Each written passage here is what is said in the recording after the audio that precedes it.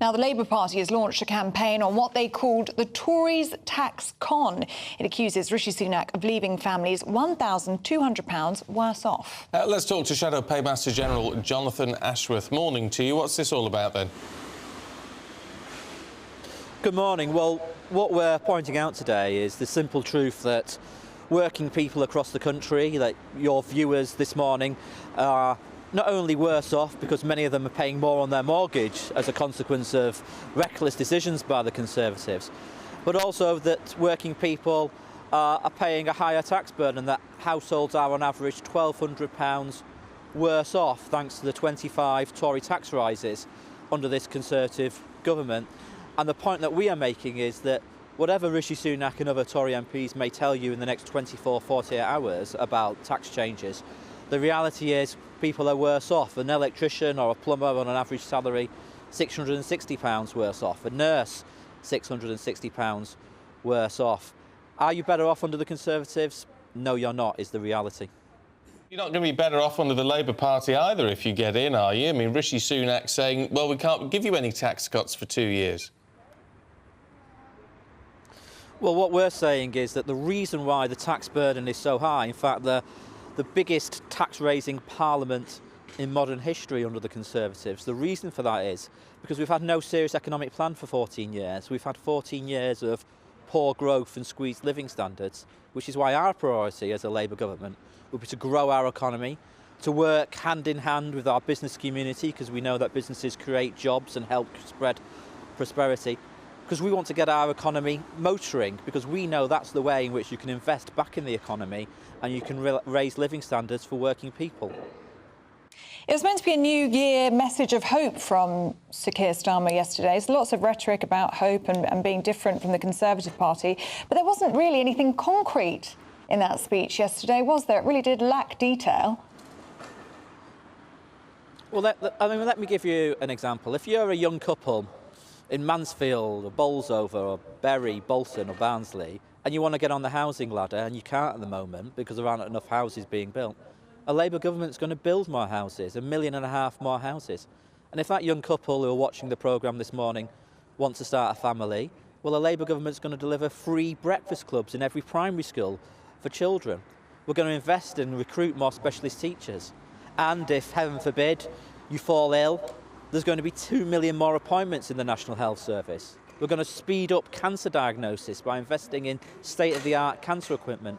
And we're going to deliver proper mental health provision, because we know that there's so many young people not getting access to mental health care at all.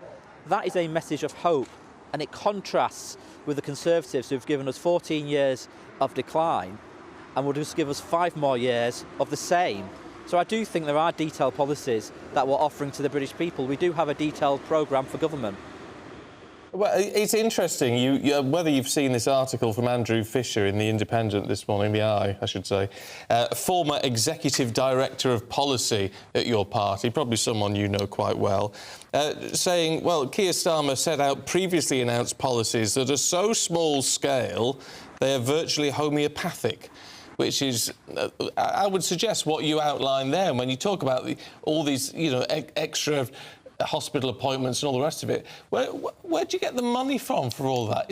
Is everything coming out of this magic non-dom tax claim back?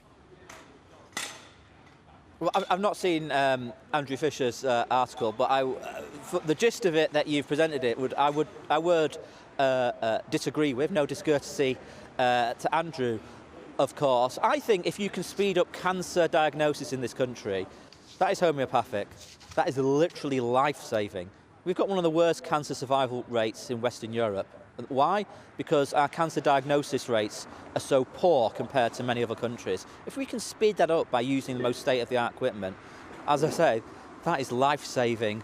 There'll be so many of your viewers who will have had cancer or know somebody who's been lost to cancer, and I think that is a big radical change. And yes, we do believe we can get money from closing this non-dom loophole and plough that money into our National Health Service. But we're not going to make big, irresponsible, uncosted promises, because we know what happens when governments pursue big, irresponsible, uncosted decisions. It leads to turmoil on the markets. It leads to the economy falling off a cliff.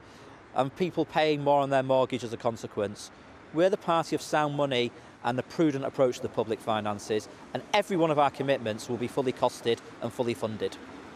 Rishi Sunak yesterday gave his clearest hint yet that he thinks the general election will be later on this year, perhaps around October, November time. That could be 11 months until the general election. That's 11 months of long campaigning, especially for the British public. And Sir Keir Starmer, speaking yesterday, say he's going to meet the Tories, has told the Tories he's going to meet fire with fire. He's expecting Rishi Sunak to go low.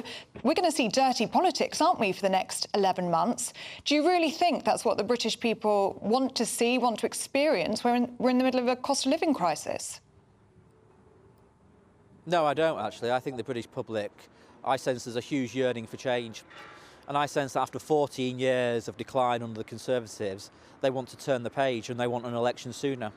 And I think it's hugely disappointing that Rishi Sunak is running scared of the verdict of the British public, that what has he got to hide as he continues to squat in Downing Street?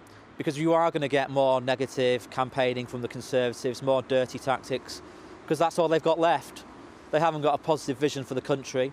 They haven't got a prospectus for another 5 years. They haven't really even got a prospectus for another 5 months, frankly.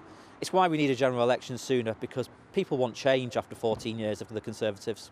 But to be fair, it's a bit of a nerve saying that, isn't it? When you look at the last big sort of digital posters that the Labour Party came out with were really negative, really dirty campaigning, and actually pretty inaccurate. No, we were holding him to account on his failure to lock up criminals. But that was dirty campaigning, wasn't it? To be locked up. I don't think pointing out that the Tories are failing to lock up criminals is dirty campaigning. And I think your viewers would want those criminals locked up if you polled them.